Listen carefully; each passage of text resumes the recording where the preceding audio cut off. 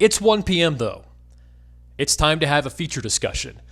This is important to understand for developers because we call this context switching, and there's a cost for context switching. If I were in the middle of something and I had to stop to have a different discussion, I'm going to lose a lot of where I'm at. I have to keep a lot of details in my head about what's going on. And so I have to put that aside and now have a brand new discussion. For a lead dev, this could end up being a particular point of frustration because the constant context switching can cause you to get pretty frazzled. I'm coding Okta integration 1 minute, I'm having a discussion about proof of delivery another, now I'm answering a question about what version of OK HTTP to use.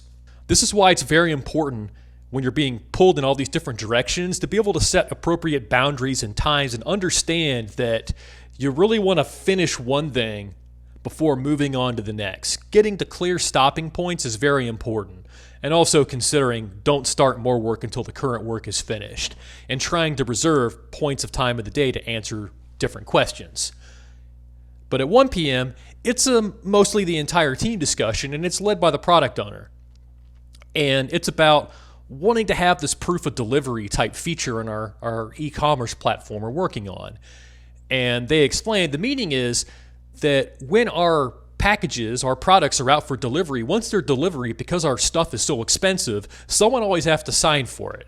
What we want though is we want to capture when they sign it and their actual signature with the delivery driver and have that available when looking at the invoices through our web portal.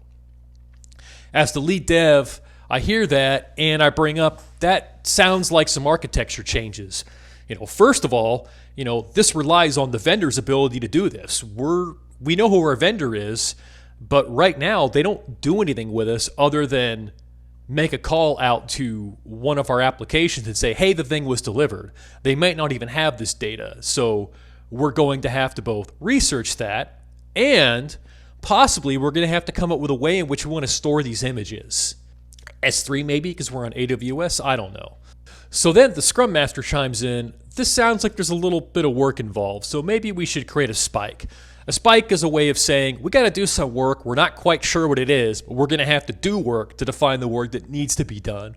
A little bit of a research project. The QE then chimes in, we already have an automated end-to-end test for verifying delivery happened, but we're going to need to modify that in a way now to verify the additional proof of delivery for which I'm not quite sure. It's going to depend on the architecture how we even test this from an end-to-end perspective. Now that we have a more general idea of what needs to be done, as a team it's good to sit down and really quantify the feature in terms of given, when, then.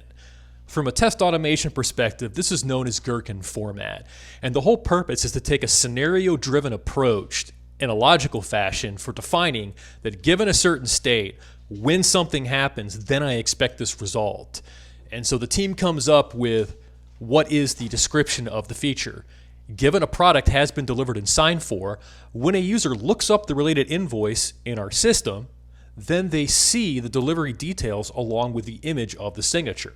It's also at this point that the Scrum Master or someone else, anybody can do it, starts capturing some of the details we know need to be worked out.